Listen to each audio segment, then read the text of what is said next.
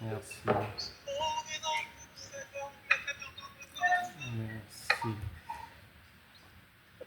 Merci Seigneur. Bonjour à tous. Bonjour, bonjour, shalom. Ravi de vous retrouver encore une fois autour des merveilles de Dieu. Et nous sommes convaincus que Dieu va encore nous faire du bien, puisque la Bible déclare que Dieu fait toujours une nouvelle chose. Et donc, comme il est fidèle, c'est sûr qu'aujourd'hui encore, il a prévu nous faire du bien à chacun. Que Dieu vous bénisse tous d'être là. La parole de Dieu nous permet de... C'est une opportunité rare qui permet à chacun de pouvoir sortir des choses qui ne sont pas bien pour sa vie et nous permet de pouvoir sortir des ténèbres de l'ignorance, de la maladie, des choses qui nous dérangent dans notre quotidien. Mais pour vivre cela, il faut d'abord comprendre ce que Dieu dit. Et si l'on ne comprend pas, on va toujours tourner en rond malgré toute la bonne volonté que l'on peut avoir. Dieu, il y a plusieurs choses que la parole de Dieu nous explique qui peuvent être des freins au développement de chacun. Et l'une des premières choses que la parole de Dieu met en évidence est mentionnée dans Osée chapitre 4, verset 6. « Mon peuple périt faute de connaissance ». Donc c'est l'ignorance d'abord qui nous pose problème. Et cette ignorance-là est due à plusieurs choses, plusieurs aspects. L'une de ces choses qui nous pose problème, la Bible déclare que Dieu est esprit, mais si en tant qu'enfant de Dieu, dans notre manière de penser, de comprendre Dieu, on le fait homme, ça ne marchera pas. Si dans notre manière de comprendre ce que Dieu dit, on comprend cela en français, ça ne marchera pas parce que Dieu n'est pas français. Et le fait, dès le départ, de ne pas avoir à l'esprit 24 heures sur 24 que Dieu n'est pas français, que je ne dois pas le comprendre en français, je dois faire attention à rechercher la compréhension de son langage. Si on ne fait pas attention à cela, on va passer 50 ans de vie chrétienne, mais dans l'impasse totale. Exemple de ce que Dieu n'est pas vraiment français et son langage est bien spécifique. Lorsque tu lis dans la Bible, dès le départ là-bas, tu trouveras par exemple que Adam et Ève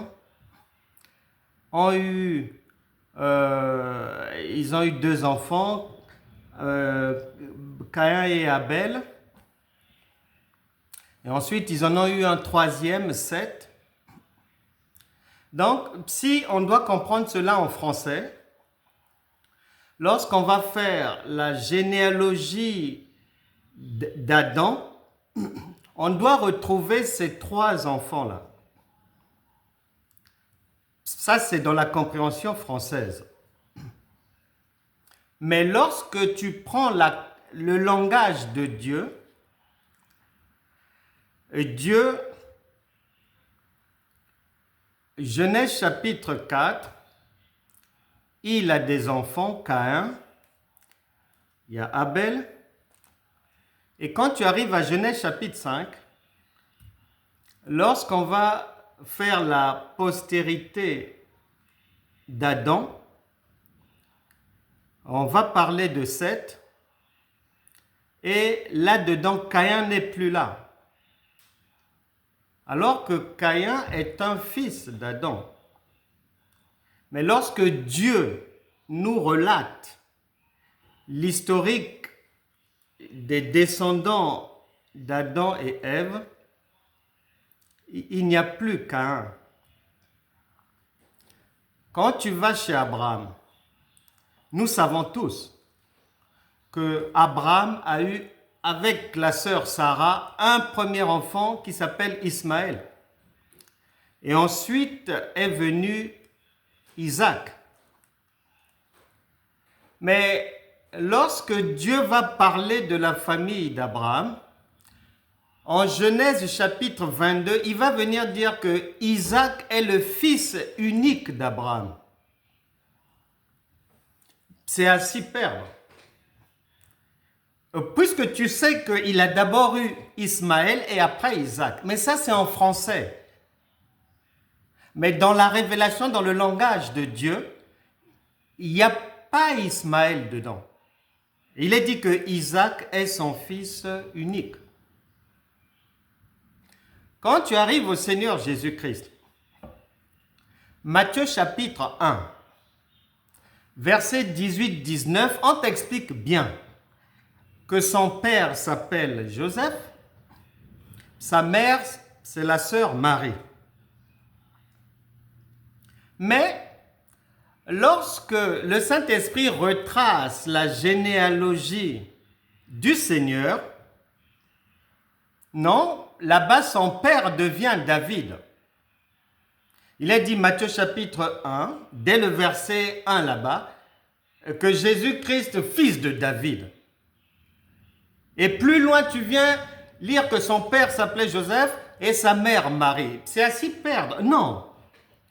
On va s'y perdre si on comprend ce que Dieu dit en français. C'est là où on va se perdre. Mais Dieu ne se contredit jamais lorsqu'on le comprend dans son langage. On doit donc faire, bien aimé, très attention. Parce que les enseignements de Dieu en français, ça ne peut produire aucun résultat malgré les jeûnes et les prières. C'est pour ça que, pour se dire la vérité, les chrétiens souffrent beaucoup, ont très peu de résultats, parce que, dès le départ, la compréhension de Dieu est française. Or, Dieu n'est pas français. Un jour, en 2005 par là, l'après-midi, je regardais une émission, c'est dans l'air, sur France 5. Et là, ils avaient un invité, un spécialiste des religions, Audin Vallet, un professeur français spécialiste des religions. Et le journaliste lui demande d'abord de faire une classification des différents groupes chrétiens qu'on trouve en France. Et il commence à classer l'Église catholique d'abord, les protestants, les réformés. Il classe, et à la fin, en bas là-bas, au pied du mur, à la fin, il vient mettre les multiples églises évangéliques qui sont fréquentées par la couche des chrétiens les plus pauvres. J'avais failli m'évanouir. Donc, il y a des chrétiens que même les païens considèrent comme étant les chrétiens les plus galériens. Et lui, en fait, la manière dont il expliquait ça, il voulait mettre aussi en lumière l'ignorance de cette couche de chrétiens-là. Et j'ai eu mal à la tête le fait d'entendre ça. Alors que la Bible déclare que c'est Dieu qui enrichit. Proverbe chapitre 10, verset 22, nous allons parler de la richesse que Dieu a prévue pour chacun. Proverbe chapitre 10, verset 22. C'est la bénédiction de l'Éternel qui enrichit, et il ne la fait suivre d'aucun chagrin. C'est la bénédiction de l'Éternel qui enrichit, il ne la fait suivre d'aucun chagrin. L'ignorance fait que la plupart des enfants de Dieu ne savent pas qu'ils sont déjà bénis et qu'ils n'ont plus à courir après des bénédictions qui leur appartiennent déjà, puisque c'est un héritage. Ensuite, une ignorance qui habite beaucoup de chrétiens est le fait de croire que sur cette planète, il y a deux groupes de personnes. Il y a le groupe des enfants de Dieu et il y a le groupe de ceux que Dieu ne connaît pas, les impies. Or, c'est mal connaître Dieu, puisque Dieu dit qu'il ne fait pas de favoritisme. Et en réalité, tous ceux qui viennent sur cette terre, Dieu nous a tous bénis au même pied d'égalité. Les gens pensent qu'il y a deux groupes de personnes. D'autres personnes, d'autres chrétiens pensent qu'il y a deux dieux. Il y a le Tout-Puissant et il y a le diable en face, ce qui est archi faux. Et d'autres personnes pensent encore que dans ce monde, il y a les gens du monde et Dieu ne s'occupe que de nous, les chrétiens. Archi faux. En général, la Bible déclare dans l'évangile de Jean, chapitre 3, verset 27, que sur cette terre, tout ce qu'un homme peut recevoir, on ne dit pas un chrétien, non, ou croyant, non, quiconque. Tout ce qu'il peut recevoir, c'est le ciel qui lui a donné ça, c'est Dieu qui lui a donné ça. Et les gens sont dans une ignorance telle que ils pensent que eux ils sont enfants de Dieu. Et si quelqu'un n'est pas chrétien, il n'est pas enfant de Dieu. Archi faux. Archi faux. Romains chapitre 13, verset 4. Romains chapitre 13, verset 4. La Bible déclare, le magistrat, on ne dit pas magistrat chrétien, le magistrat est un serviteur de Dieu. Donc, toi qui es chrétien, sache que tous les païens que tu méprises dehors, eh bien, ils sont aussi serviteurs de Dieu. Dieu les connaît comme toi. La Bible déclare que n'importe quel magistrat, on ne dit pas que le magistrat musulman, le magistrat... Non, non, non. Le magistrat, donc n'importe où sur terre, est un serviteur de Dieu. C'est un serviteur de Dieu. Et si tu vas dans Jérémie chapitre... On va prendre Jérémie chapitre 27, ouais, par exemple. Jérémie chapitre 27. On va prendre au verset... Jérémie 27, verset 6. Tiens. Il est dit ceci. Maintenant, je livre tous ces pays entre les mains de Nebuchadnezzar, virgule, roi de Babylone, virgule, mon serviteur. Je lui donne aussi les animaux des champs pour qu'ils lui soient assujettis. Tout le monde sait que Nebuchadnezzar, la Bible déclare que c'est un roi impie, un criminel. C'est lui qui avait malmené les enfants d'Israël. Mais l'Éternel dit que c'est son serviteur, le roi de Babylone.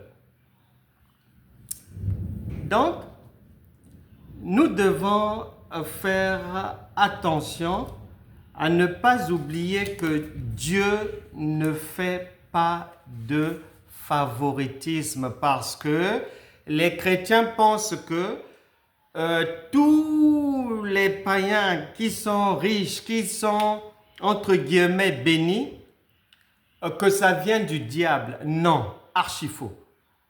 La Bible déclare que si Dieu ne te donne pas, tu ne peux pas avoir. La parole de Dieu ne parle pas de marabout, non, non, non, non.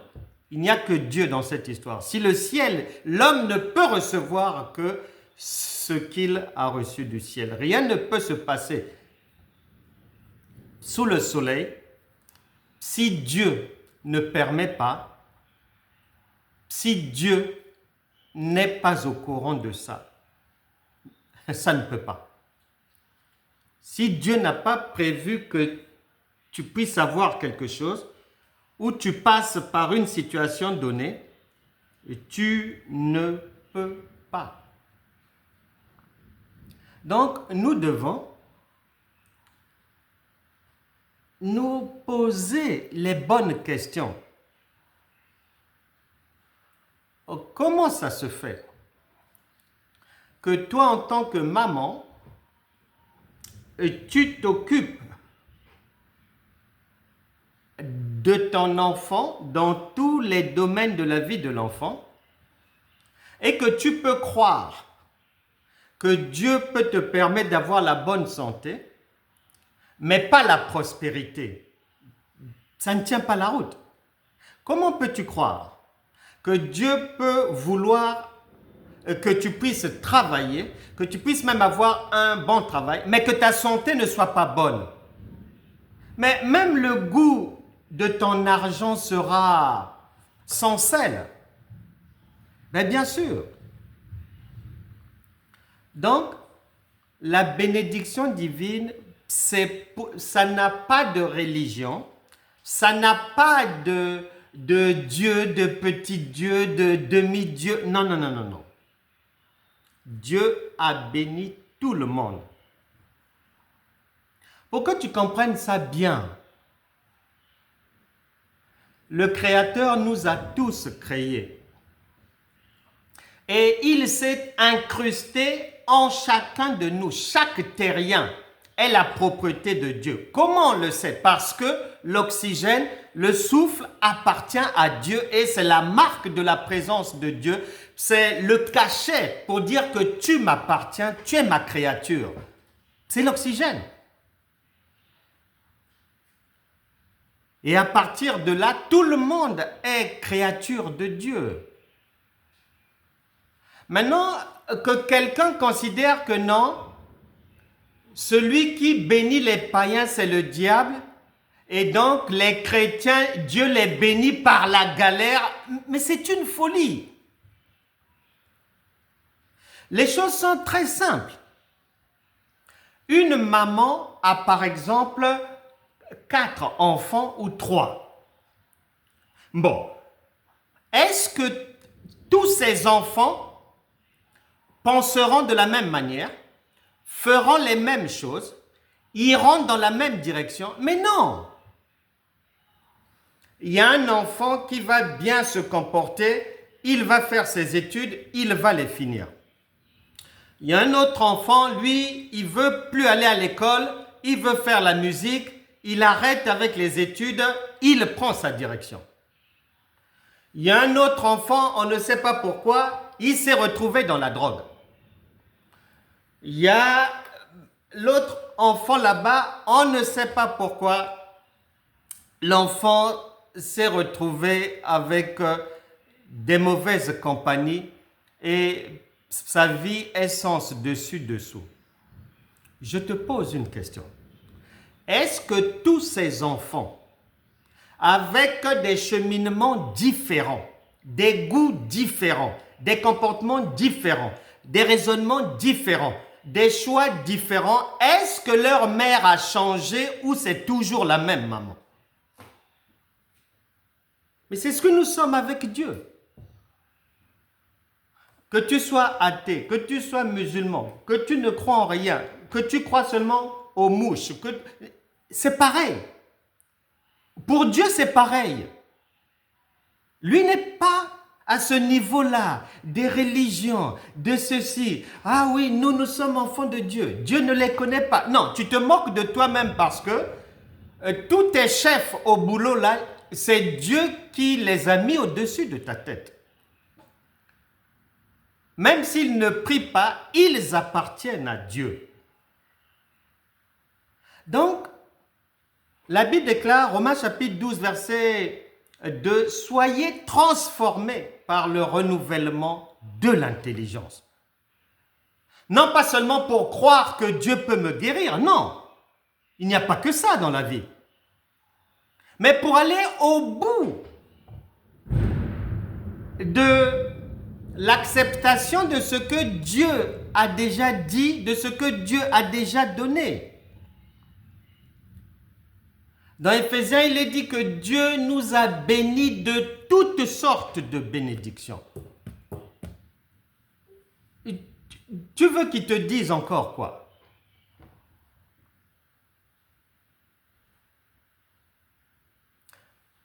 Autre chose dans le fait que la plupart des chrétiens soient au bord de la route, à côté de la plaque, dans l'ignorance, c'est le fait de... Vraiment, même les choses les plus simples, on a du mal à les saisir. Deutéronome chapitre 30, verset 19. Deutéronome chapitre 30, verset 19, il est dit: « J'en prends aujourd'hui à témoin contre vous le ciel et la terre. J'ai mis devant toi la vie et la mort, virgule, la bénédiction et la malédiction. Point. Choisis la vie, virgule, afin que tu vives toi et ta postérité. » Dieu dit, il met devant toi 2 alternatives. Et tu devras, à partir du moment où tu prends conscience, jusqu'à ce que Dieu te rappelle à la maison, tu devras savoir que tu crois en Dieu, que tu y crois le matin seulement, que tu y crois lorsque tout va bien, que tu prennes des vacances lorsque ça va mal, peu importe, ce n'est pas son problème. Tu auras toujours 2 options. Tu prendra toujours soit ce chemin ou soit l'autre. Et la parole de Dieu a pris tous les soins possibles pour ne pas qu'on puisse se perdre. Deutéronome chapitre 30, verset 19, tu retrouves ça encore, puisque Dieu répète pour que si tu n'avais pas compris la fois d'avant, que la fois d'après tu saisisses. Si tu ne saisis pas là, il va répéter encore une autre fois, d'une autre manière, pour que tu saisisses bien. Parce que c'est pas parce qu'on suit des enseignements ou qu'on est membre d'une église que cela veut dire qu'on connaît Dieu, non. Matthieu chapitre 16, à partir du verset 13 jusqu'au verset 19, Jésus a formé ses disciples. Il fait maintenant un examen. Il est en fin de ministère. Il va passer le relais. Il vérifie s'ils ont compris les enseignements. Pour vous, qui suis-je? Malgré les 3 ans et demi d'enseignement, une seule personne, Pierre, avait compris. Et aujourd'hui, c'est la même chose. C'est la même chose. Puisque la parole de Dieu est toujours d'actualité. Nous en sommes là, il y a ce problème-là d'incompréhension. Deutéronome chapitre 30, verset 19, tu vas venir retrouver ça dans Matthieu chapitre 4, verset 1 à 11. Le diable dit à Jésus, je te propose telle parole, tel chemin, qu'on fasse ceci. Jésus dit non, il n'y a pas que ce chemin-là, il y a un autre chemin, une autre alternative, il est aussi écrit. Le diable propose encore un autre chemin. Jésus dit non, ce n'est pas le bon choix, il est aussi écrit.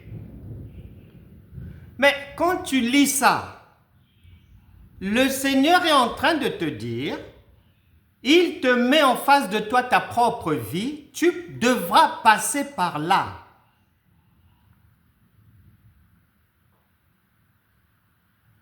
Jésus, quand il vient, les choses ont changé. Pour ne plus tomber dans les ruses du diable, pour ne pas se faire avoir, il faut avoir le « il est aussi écrit ». Et le lendemain, tu dois aussi avoir « dis seulement un mot ». Le 3e jour, tu dois aussi avoir le « sur ta parole ». Il n'y a pas la place pour la prière, là. C'est la compréhension. Soit on comprend et on est dans le bon chemin, ou soit on ne comprend pas, on est dans l'égarement. Et nous devons éviter. Les gens sont allés trop loin dans l'égarement. Il y a urgence de donner à chacun une échelle pour que la personne puisse remonter, revenir. Quand Dieu dit qu'il te donne un choix, écoute-moi bien. La Bible déclare, Hébreux chapitre 12, verset 2, « Ayez les regards sur Jésus, le consommateur de notre foi. » C'est-à-dire, c'est lui qui va juger. En observant ce que tu fais, ce que tu dis, ce que tu penses, c'est lui qui va savoir et qui va dire non. Là, tu penses être dans la foi, tu es dans le bois. Là, tu penses être né de nouveau, tu n'es pas encore converti. Tu penses être dans le chemin. Non, tu es au bord du chemin. C'est lui qui va juger. Mais sur la base de quoi? Sur la base de ce que tu vas faire comme choix, conformément à Deutéronome chapitre 30, verset 19. Beaucoup de gens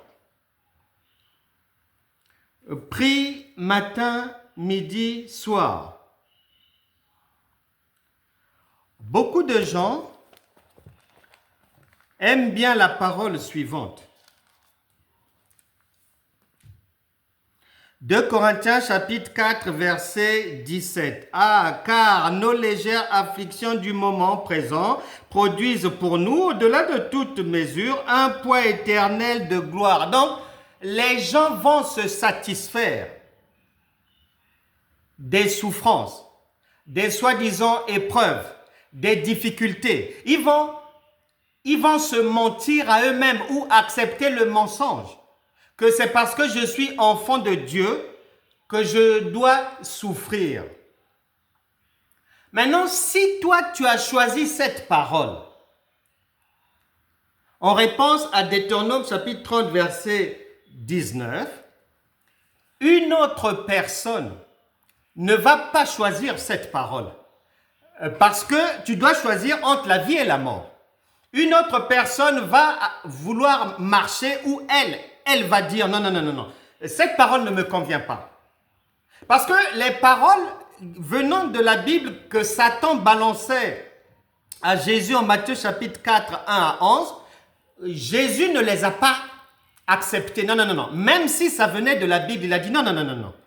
Il y a une autre parole. Je choisis la vie. Et il préfère choisir la parole de vie. Lorsque tu choisis les afflictions, les souffrances, les larmes, lorsque toi tu as accepté ça, un autre enfant de Dieu ne va pas accepter ça. Lui va accepter Romains chapitre 8 verset 37, que dans toutes ces choses, vous êtes déjà victorieux. Basta, c'est fini. Il ne viendra pas mettre son lit à 2 Corinthiens 4, 17. Il ne s'arrête pas là. Il laisse ça pour d'autres personnes. Lui, il fait le choix de Romains 8, 37. D'autres personnes, peut-être comme toi, tu avais fait le choix de 1 Thessaloniciens 1 Thessaloniciens chapitre 5. Beaucoup de gens aiment ça. Verset 17, priez sans cesse. Et beaucoup ont fait ce choix. Mais je rends gloire à Dieu. D'autres personnes, surtout dans ces temps de la fin, où le Seigneur avait prévu dans Daniel que dans les derniers temps, la connaissance augmentera, d'autres personnes ne viennent pas habiter à cette adresse biblique. Ils ont choisi une autre adresse biblique. Déchargez-vous sur lui de tous vos soucis. 1 Pierre 5, 7. Et puis surtout, Matthieu chapitre 6, versets 7 à 8, où Jésus dit non, la prière, doucement avec ça. Pendant que d'autres, ils ont fait le choix dans leur vie. Conformément à Deutéronome chapitre 30, 19, ils ont fait le choix de prier matin, midi, soir. Ils ont choisi cette parole de 1 Thessaloniciens 5, verset 17. D'autres enfants de Dieu ont refusé cette parole. Comme Jésus ne voulait pas accepter les paroles proposées par le diable, ils sont allés s'asseoir sur Matthieu chapitre 6, versets 7 à 8. Donc, tu as à gauche, prier sans cesse. Tu as à droite, doucement avec la prière, doucement. Maintenant, tu as un choix. Soit tu décides de te suicider dans les prières sans cesse pour avoir des maux de tête, te retrouver à l'hôpital après, ou soit tu écoutes la voix du Seigneur qui te dit doucement, doucement, doucement. Je suis en train de te débarrasser de la pénitence. Tu as fait quel choix? Et tu te plaignais. Or, ce qui arrive à chacun dans la vie, c'est en fonction du choix qu'il a fait. Romains chapitre 12, verset 15 dit « Pleurez avec ceux qui pleurent. » Mais 1 Thessaloniciens chapitre 5, verset 16 dit « Soyez toujours joyeux. » Tu choisis quoi là-dedans? Tu vas où? À gauche ou à droite? Parce que c'est de ça qu'il s'agit. Chacun est responsable de sa vie.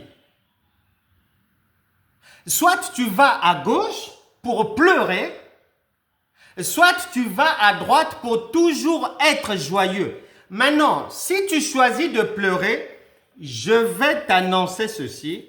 Dans le royaume de Dieu, les larmes n'existent pas. Ce n'est pas un royaume de pleurnichards. Ça n'existe pas. Le royaume de Dieu, c'est la justice, la paix, la joie. Il n'y a pas de larmes là-bas. Donc, si tu choisis Romains 12, 15, tu vas te retrouver dans les égouts de Paris, dans les catacombes de Paris là-bas. La Bible déclare, Matthieu chapitre 5, verset 3, « Heureux les pauvres en esprit » et beaucoup de gens en ont fait une doctrine de vie. Ah oui, ne vous occupez pas des riches et tout. Le Seigneur a dit, heureux les pauvres en esprit. Ah, mais nous les pauvres, gloire à Dieu, on verra Dieu, ceci, cela. Mais,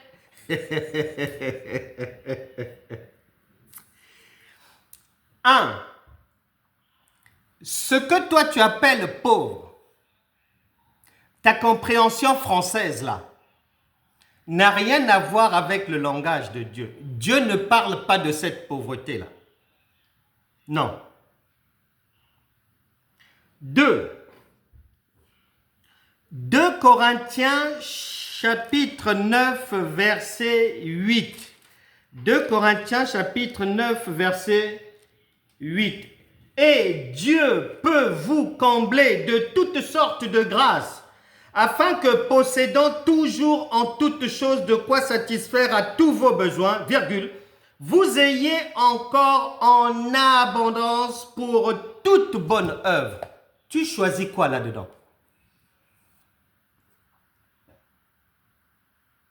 Dans ta vie chrétienne, tu avais choisi quoi?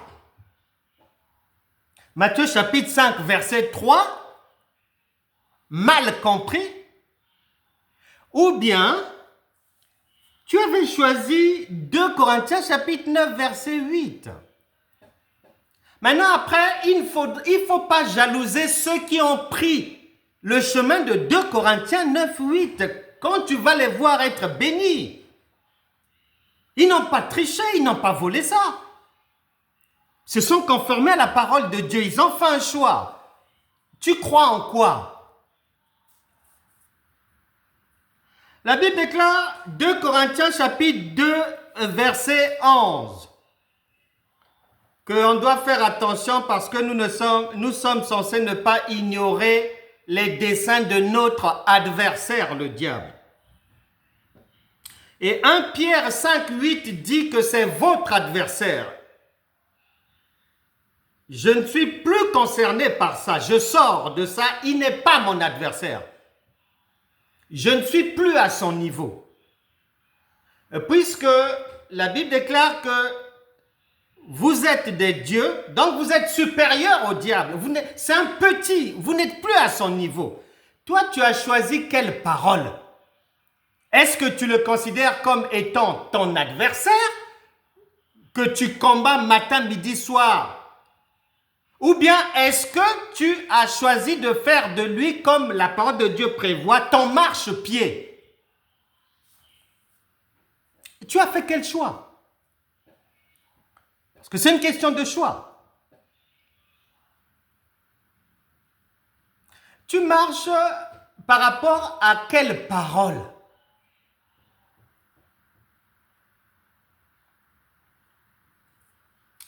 Il est dit, beaucoup dans les milieux chrétiens, beaucoup d'églises, nous-mêmes, nous étions de ces gens-là, on jeûnait beaucoup, on priait beaucoup, jusqu'au jour où le Seigneur nous a ouvert l'esprit pour comprendre que non, ce que tu fais là, ça ne concerne pas le royaume de Dieu, parce que le royaume de Dieu, le manger et le boire, ces sujets-là n'ont rien à faire là-dedans. Ensuite, Ésaïe chapitre 58, verset 6, parle du jeûne auquel Dieu prend plaisir. Verset 6 à 11 là-bas.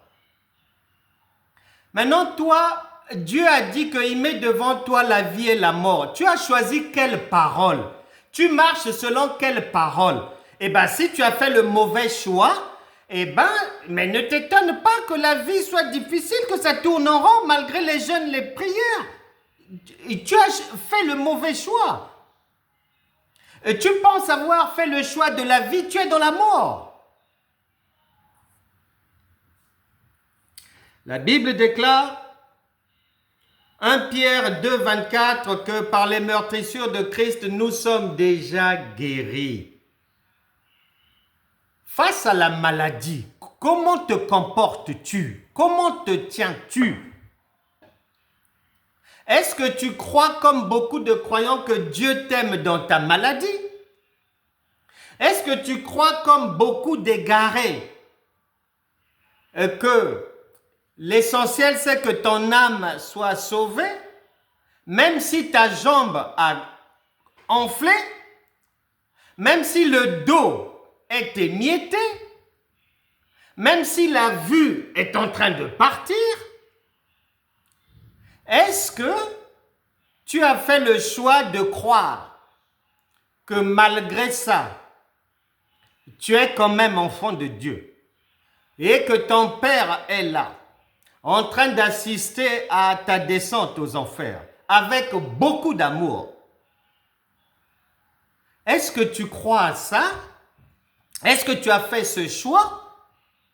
Ou est-ce que tu nous as rejoints dans par les meurtrissures de Christ, nous sommes déjà guéris? Le combat spirituel.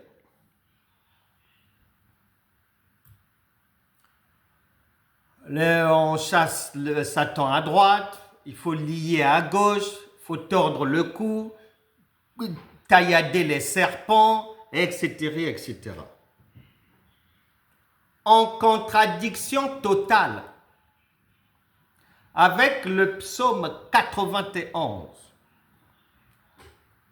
qui dit que c'est le Seigneur qui te prend en charge. On doit combattre, on veut lutter. Alors que Ésaïe 54, verset 17 dit « Reste calme, toute arme forgée contre toi sera sans effet. » Maintenant, toi, sur ces deux voies-là, ces deux chemins-là, tu as pris lequel? Maintenant, je te donne un conseil.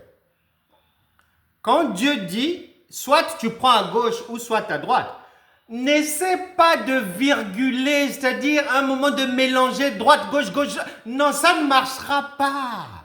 Même ça, ça ne passera pas. Même ça, ça ne passera pas. Beaucoup d'enfants de Dieu pensent que voilà, comme on est devenu enfant de Dieu, nous, le diable est après nous, la famille aussi, les copines sont jalouses, on doit souffrir, c'est normal, c'est notre cheminement, on doit passer par là, etc., etc. Écoute bien, Josué chapitre 24, verset 13.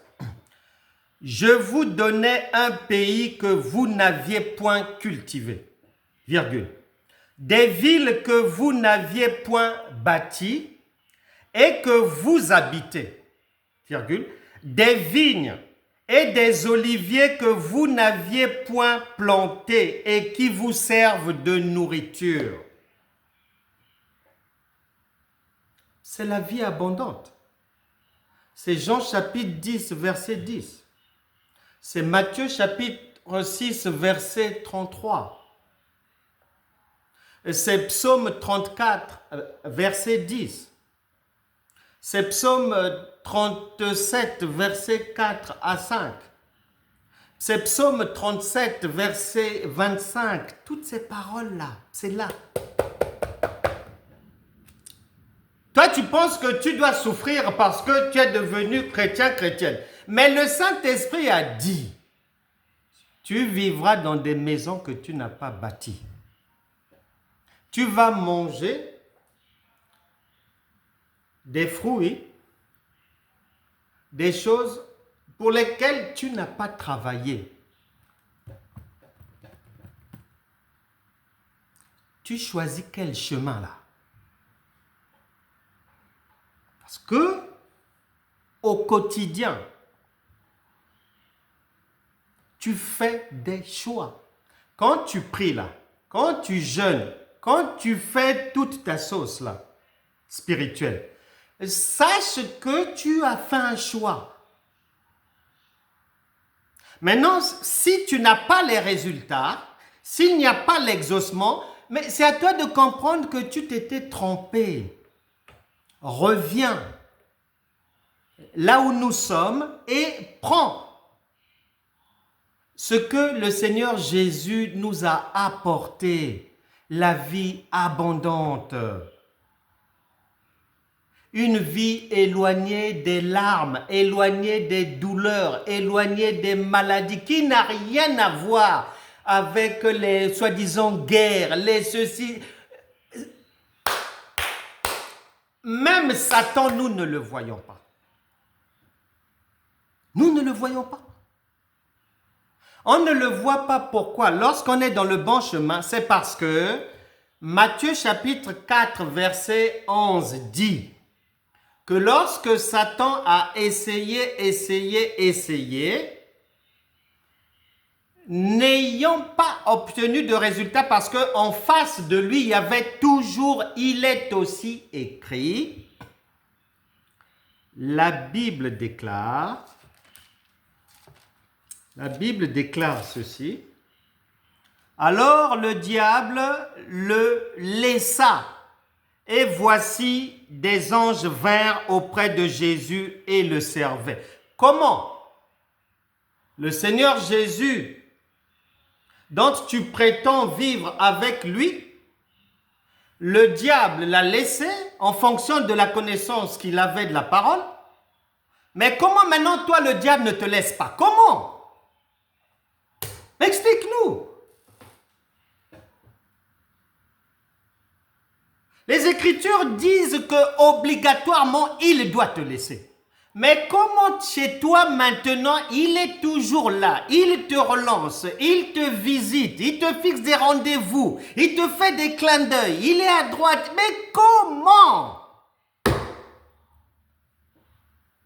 Qui ment là dans cette histoire? Est-ce que c'est Dieu ou c'est toi? Qui ment? Qui? Il y a quelqu'un qui ment dans cette histoire-là. On doit mener une enquête pour savoir qui ment.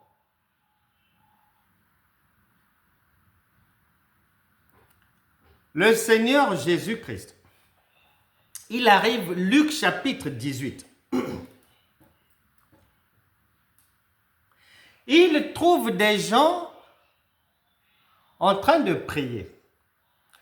Toute leur vie, Moïse, Élie et leurs camarades, c'est tout ce qu'ils leur ont appris à faire. Jésus dit, c'est bien. Si c'est ce que vous avez appris à faire, bon, en fait, il n'y a pas de problème. On vous a appris qu'il faut toujours prier. Bon, en fait, il n'y a pas de problème. Avant de partir, avant de les quitter, il en appelle 2, 3. Pour dire, écoutez, bon, c'est vrai, vous n'avez appris que ça, ok, d'accord. Mais l'idéal, c'est la foi. Luc chapitre 18, verset 8. L'idéal, c'est la foi. Parce que la foi vient te simplifier la vie. La foi, c'est la joie. Il n'y a pas de larmes. Les portes sont ouvertes. La foi te permet de voir comme Dieu. La foi te permet d'accepter ton statut de Dieu, de divin. Jean chapitre 10, verset 34. La foi te permet d'accepter, de reconnaître que tu es de la race de Dieu. La foi te permet de percevoir que Dieu et toi, vous êtes dans la même maison, vous êtes collés, 24 heures sur 24. Éphésiens chapitre 2, verset 19. Et la foi te permet de bien te rendre compte que elle n'a rien à voir avec la prière. Sinon, Jésus n'aurait pas dit. L'idéal, c'est que quand je vais venir dans vos vies, quand moi, le Fils de l'homme, je vais venir, c'est que je trouve la foi. Il n'a pas dit que j'aimerais, quand je reviendrai l'année prochaine, mais que je vous retrouve en prière. Il n'a pas dit ça. Il n'a pas dit ça. Et le prophète Habakkuk avait préparé le terrain. Habakkuk chapitre 2 verset 4. Le juste vivra par sa foi. Et le Saint-Esprit insiste encore. Romains chapitre 1 verset 17. Le juste vivra par sa foi. Galates chapitre 3 verset 11. Le juste vivra par sa foi. Hébreux chapitre 10 verset 38. Le juste vivra par sa foi. Marc chapitre 9 verset 22. Tout est possible à celui qui croit.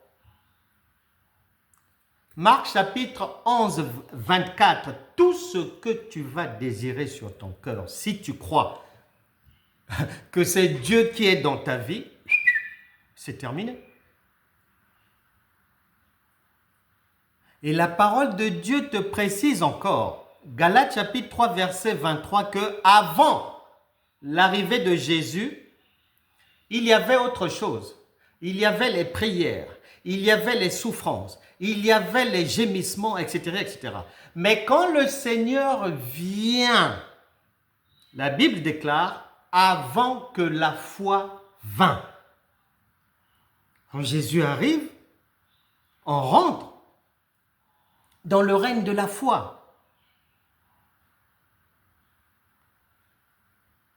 Et beaucoup d'enfants de Dieu, alors que Dieu a déjà dit qu'il a béni ses enfants, que c'est la bénédiction de l'Éternel qui enrichit. Beaucoup injurient Dieu, veulent contredire Dieu en disant que non, les richesses et les bénédictions, c'est pour les païens. Mais quelle est cette bénédiction qui rime avec galère, avec larmes, avec pauvreté, avec souffrance? C'est quelle bénédiction ça? Mais pourtant, dans les bouches des chrétiens, on entend tout le temps, ah, on est béni, ah, Dieu nous a bénis. Mais c'est quelle bénédiction? On parle de quoi là? C'est quelle bénédiction? Et les gens disent qu'ils ont maintenant le Saint-Esprit. Oublions que le Saint-Esprit, c'est le Seigneur Jésus. Oublions qu'il a dit que lorsqu'il vient dans ta vie, il dit, Matthieu chapitre 12, verset 42, il y a ici plus que Salomon. As-tu compris ou n'as-tu pas compris? As-tu compris ou n'as-tu pas compris?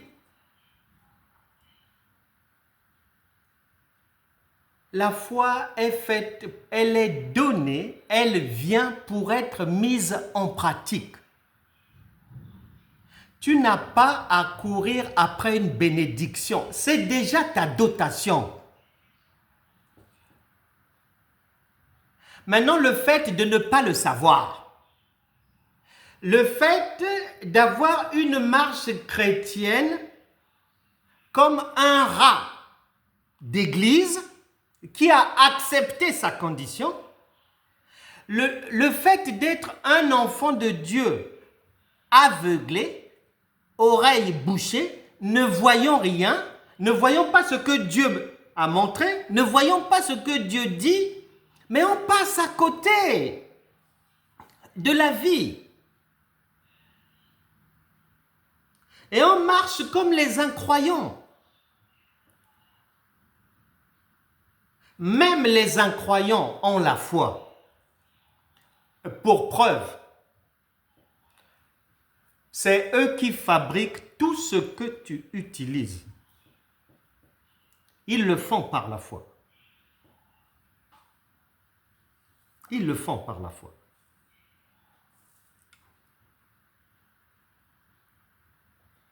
Et tant que tu choisiras, la Bible déclare, n'oublie jamais que Dieu répète toujours les choses. Genèse chapitre 1, verset 1. 1 et 2. Au commencement, il y a les ténèbres. Mais les ténèbres n'ont pas empêché l'Esprit de Dieu de créer.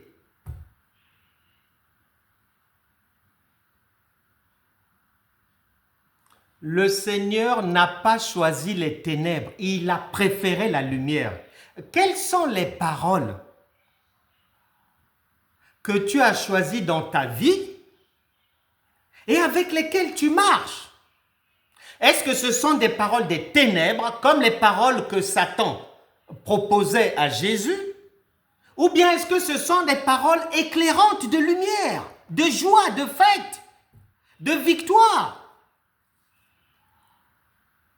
d'une richesse que personne ne peut te retirer? Dans ton intelligence là, il y a quoi là-bas? Un Américain, Kevin McNulty, sur la base de cette richesse acquise d'avance et sur la base de la connaissance qu'il avait de cette richesse-là qui est déjà pour lui, il a sa portion dans la vie. Un jour, il cherchait une salle pour leur église locale en Floride. Et il passait sur une route comme ça, en bordure d'une plage, et sur la gauche, son regard a lu à vendre sur un bâtiment. Il est revenu, il était à moto, il est revenu pour bien lire. Il a levé les yeux, il a vu le bâtiment. Il s'était marqué 2 millions de dollars. Il a garé sa moto. Kevin McNulty est descendu.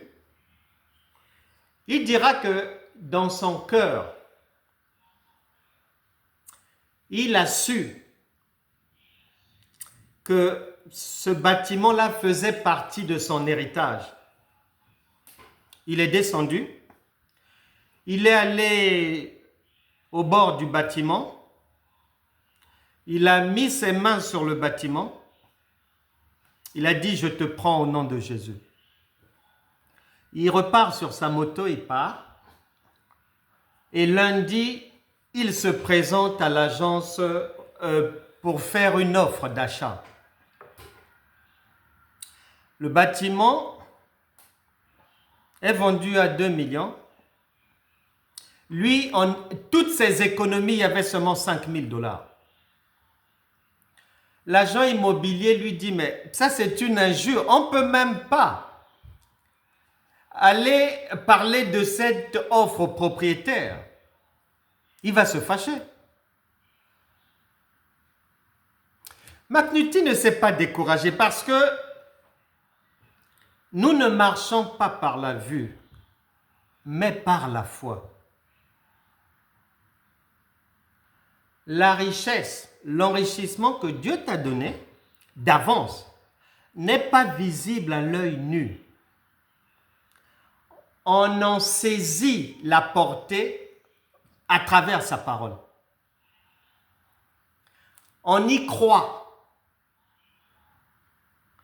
dans son esprit et on va pour prendre possession par ses actes. La semaine d'après, il revient à l'agence pour maintenir sa proposition de 5 000 $ sur un bâtiment de 2 millions de $. L'agent immobilier refuse. La troisième fois, les agents immobiliers vont dire, bon, il n'y a pas de problème. Vu que vous insistez, bon, on va maintenant faire part de votre offre au propriétaire. Les jours passent. Et il lui avait dit que ta proposition est une imbécilité, c'est une folie parce qu'il y a des gens qui viennent ici. Comme le bâtiment est en bord de mer, il propose plus de 2 millions de $ pour reprendre cette histoire. Et vous venez proposer 5 000 $. C'est quoi ça? Mais McNulty ne s'est pas découragé. Il a maintenu son offre contre vents et marées. Comment marches-tu? La Bible déclare, Luc chapitre 1, verset 37, « Rien n'est impossible à Dieu. » Toi, tu dis que, ah non, là-bas, c'est pas possible. Ah non, j'ai pas de soutien. Bon, j'ai pas assez de trucs pour mon commerce. Non, le budget, c'est pas encore ça. Non, ça, la banque n'acceptera pas si cela. Alors que Luc chapitre 1, verset 37, « Rien n'est impossible à Dieu » veut dire, Dieu c'est Jésus. Jésus, s'il est maintenant en toi par le Saint-Esprit, donc ça veut dire que tu deviens Dieu, puisque toi et lui vous formez un. Donc ça veut dire que rien ne va être impossible. Est-ce que c'est ce que tu as compris ou je ne sais pas.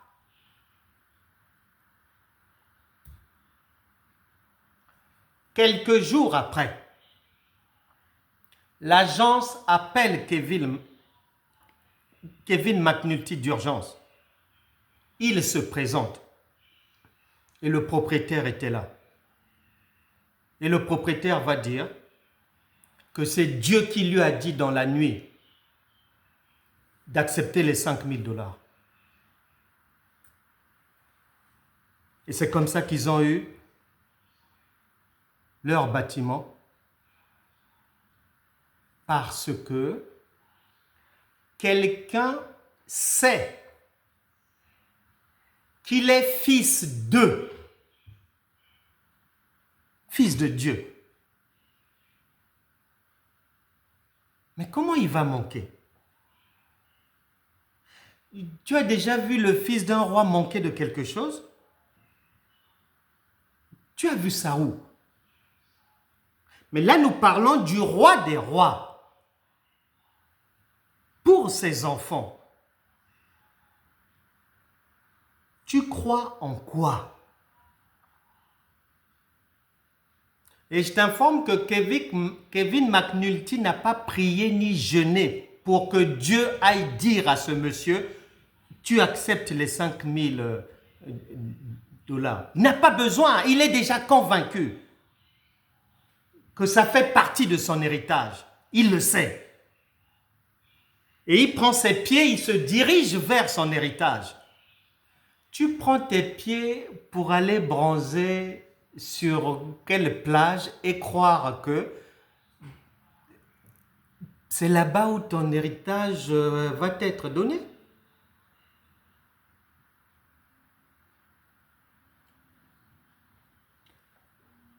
Le choix que tu dois bien faire dans ta vie pour ne pas te tromper, pour ne pas perdre ton temps, conformément à Deutéronome 30, verset 19,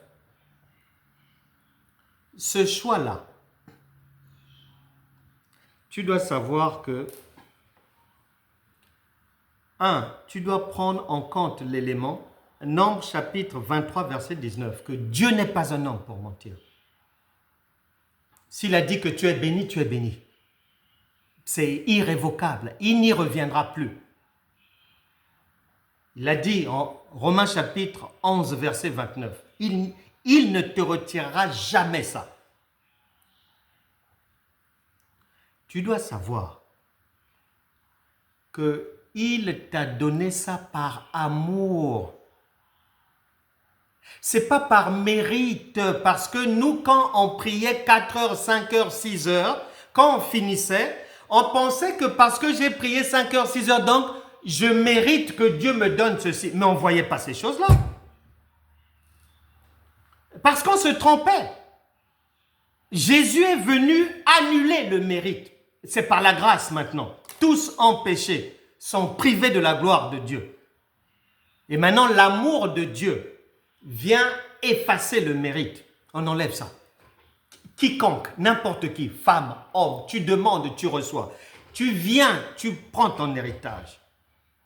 Il n'y a aucun protocole là-dedans. Quelle prière Angela Merkel avait eu à faire pour faire 16 ans au moins chancelière en Allemagne? Quelle prière? Quelle veillée de prière?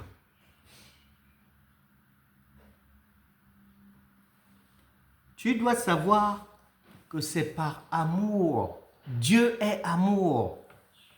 Il t'a déjà donné, béni, c'est par amour.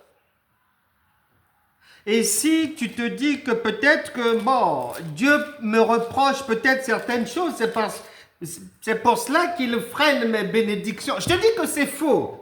1 Corinthiens chapitre 13. Non seulement Dieu est amour, mais il est écrit, l'amour ne se réjouit point de l'injustice. Il se réjouit de la vérité. L'amour excuse tout. Donc, peu importe tes erreurs, pour Dieu, tu es déjà excusé. L'amour croit tout. Dieu ne doute pas de toi. L'amour espère tout. Mais il espère que tu viendras prendre ton héritage. L'amour supporte tout. Il supporte même tes caprices, même ton entêtement, même ta têtutesse, même le bruit que tu fais aux gens. Le Saint-Esprit supporte. Il ne t'enlèvera pas ce qui t'appartient. Et l'amour ne périt jamais, jamais.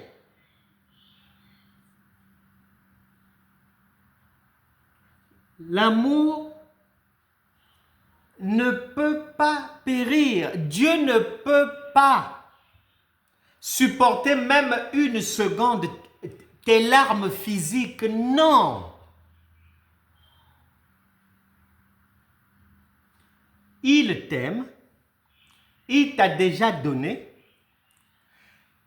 À charge pour toi de comprendre et d'agir par la foi. Maintenant, la foi dont on parle, ce n'est pas la prière. Ce n'est pas le parler en langue. Ce n'est pas faire du bruit aux gens. Ce n'est pas déranger les voisins. Ce n'est pas déranger ses propres enfants. Et beaucoup d'enfants pensent que dans la tête de leur maman, quelque chose ne va plus. Et beaucoup aussi pensent que leur père, il y a un dérèglement là. Ce n'est pas ça la foi. La foi, c'est Dieu dit que nous sommes déjà bénis par toutes sortes de bénédictions. Il dit, comme nous sommes ensemble, donne-moi tes fardeaux, tes soucis et tout, et prends le repos. Il dit, si tu es malade, sache que à chaque fois, si jamais tu tombes malade, tu es déjà guéri par anticipation. Il dit, de riche que j'étais, je me suis dépouillé et je t'ai donné ma richesse et j'ai récupéré ta pauvreté, etc., etc. Maintenant, la foi, c'est non seulement d'y croire, mais de prendre Dieu au mot. Ça veut dire ceci. Et tu dois croire de la manière suivante. Il est impossible pour toi, par exemple, de penser ou de croire que tu puisses dormir en chair humaine et que demain matin, tu te réveilles en cafard. Non! Ton cerveau sait que c'est une impossibilité. Comme ton cerveau sait que c'est une impossibilité, donc tu n'y penses pas, tu ne perds pas ton temps à faire des suppositions, ceci, cela, tu ne penses pas au cafard parce que tu sais que tu es un être humain, même si tu dors, demain tu te réveilles en être humain. Et c'est pareil. Dieu dit que tu es déjà béni. C'est-à-dire, il n'y a plus de négociation là-dessus. Je n'ai plus à prier que Satan, au risque qu'il vienne me voler ma bénédiction. Non, non, non, non. Si je veux prier, je prie pour autre chose, mais pas pour ça. C'est un acquis, c'est donné, c'est donné. Je ne peux pas croire qu'il puisse venir me voler quelque chose que Dieu m'a donné. Non. C'est une impossibilité. Et comme je le sais, je n'ai pas besoin de perdre mon temps à prier pour ça. Je n'y crois pas. Je ne crois pas en Satan. Je ne crois pas qu'il puisse venir me voler quelque chose. Ce n'est pas vrai. Donc, je ne perds pas mon temps là-dedans. Beaucoup de chrétiens sont perdus. J'ai bien aimé un jour, un pasteur américain lui donnait le témoignage suivant. Un monsieur et sa femme de son église, les enfants aussi dans son église. Et c'est le couple. Ils sont allés voir le pasteur pour lui expliquer quelque chose de la parole qu'ils avaient compris, mais ils n'avaient jamais compris en fait, mais c'est à travers leur enfant qu'ils ont compris. Leur enfant, un jeune homme de 15 ans,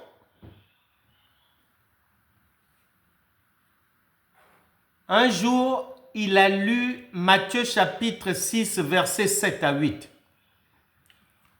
Nous allons lire ça ensemble. Pour que ça rentre bien. Matthieu chapitre 6, versets 7 à 8. En priant, ne multipliez pas de vaines paroles, virgule, comme les païens, qui s'imaginent qu'à force de paroles, ils seront exaucés. Ne leur ressemblez pas, car votre Père sait de quoi vous avez besoin avant que vous le lui demandiez. Un jeune de 15 ans, il a lu ça. Dans sa chambre, ça a commencé à tourner parce que il avait toujours vu ses parents prier matin, midi, soir. Beaucoup de jeûnes, beaucoup de prières, beaucoup. Ce jour-là, l'enfant, quand il s'est retrouvé devant sa mère et son père, il les a pointés du doigt en disant « Vous êtes des hypocrites ».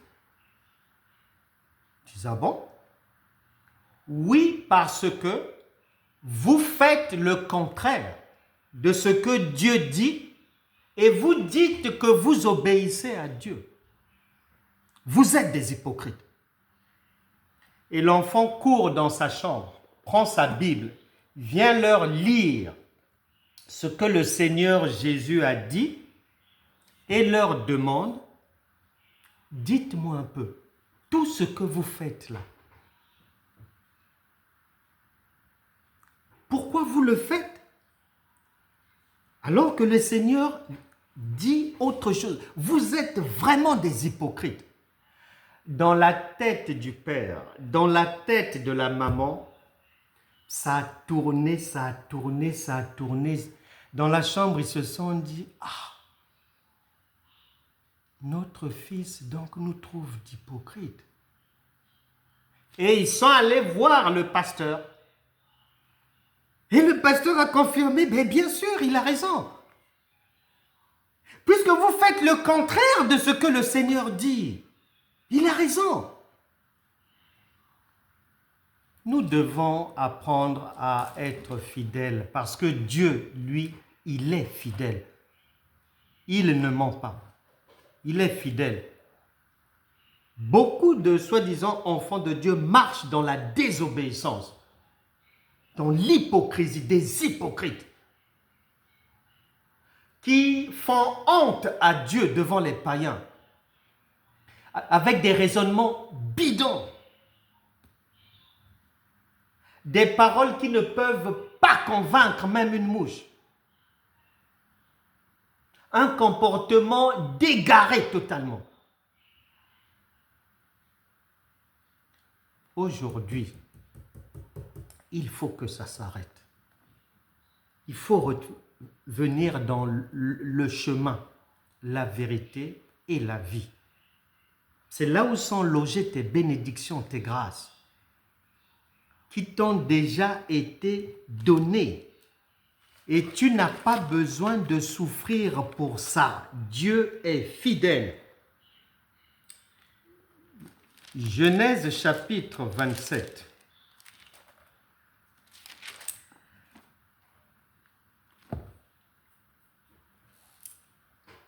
Dans Genèse chapitre 27, Jacob usurpe ce qui appartient à son frère Ésaü. Genèse chapitre 28, il prend la fuite. Plus tard, comme sur terre ici, chaque chose a une fin. Tu ne peux pas fuir tes responsabilités éternellement. Dieu t'obligera, tôt ou tard, à affronter la vérité. Attention. Tout le mal que tu peux faire dans ta maison, à ton mari, à ta femme, à tes enfants, au boulot, dans la société. Attention. Le jour du jugement arrive. Évite ce jour-là en rectifiant ton attitude, ton comportement, tes pensées dès maintenant. Car tu ne sais pas ce qu'un jour peut enfanter. Genèse chapitre 32.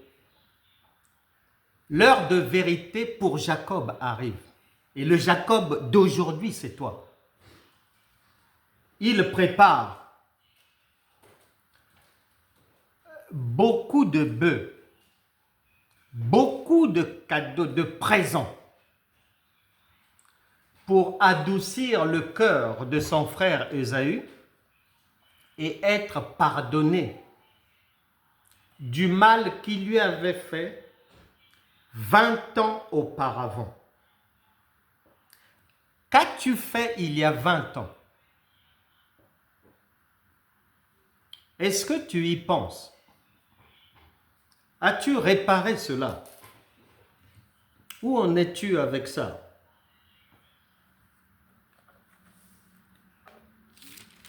Genèse chapitre 33. Il y a la rencontre maintenant des deux frères, 20 ans après. Et Jacob craint.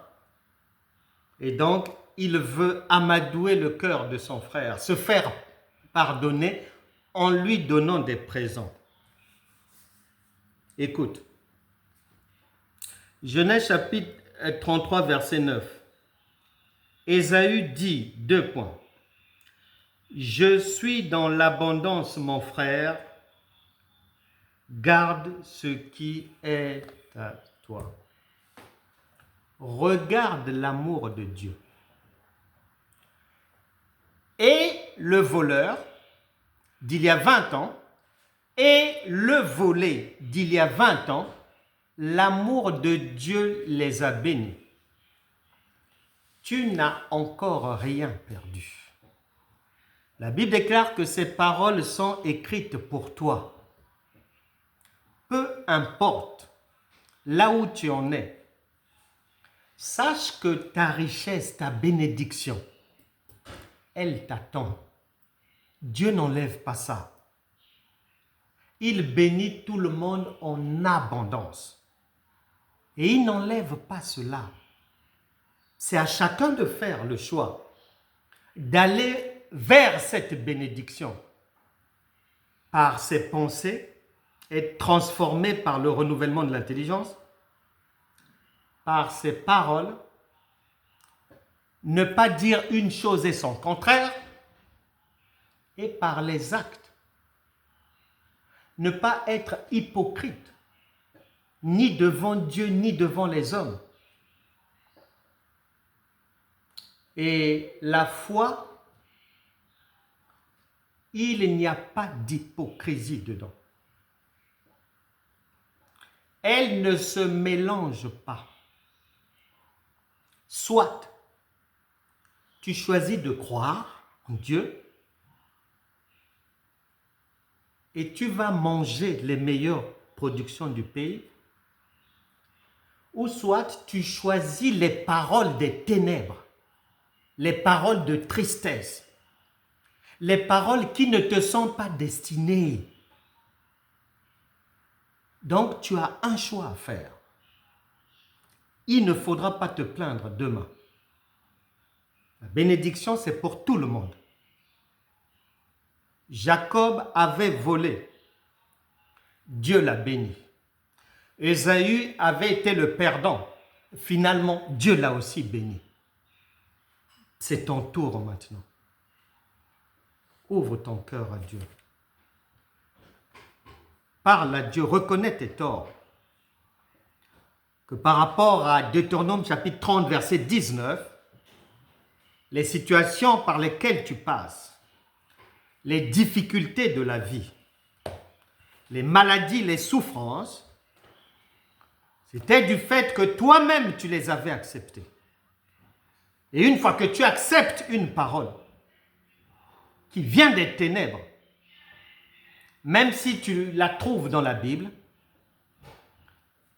le Saint-Esprit te dit, ne suis pas les paroles que le diable a proposé à Jésus et lui aussi connaît la parole, mais tu suis le Seigneur Jésus et marches avec un « il est aussi écrit » sur ta parole.